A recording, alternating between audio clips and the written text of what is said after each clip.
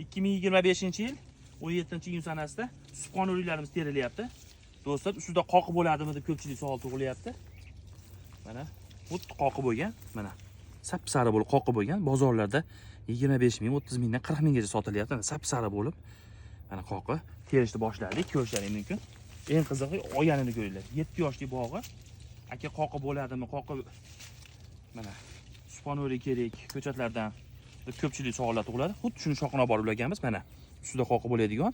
Eng qizig'i sizlarga bismillahirrohmanirrohim mazasini ham ko'rsataman mana. Mazasi uni hamma biladi buni.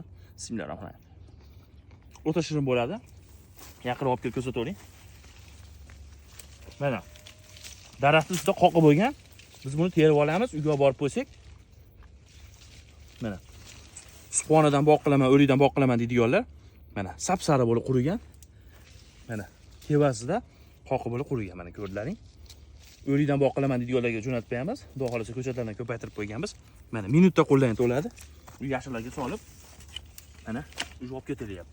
Mana sariligi ham zo'r, kalibri ham o'ta yirik bo'lgan. Mana badanida qoqib bo'lgan. Sog' bo'linglar do'stlar, mehnatdagi bittadan like bosib qo'yamiz, o'rikdan boq qilaman deydiganlarga jo'natib qo'yamiz.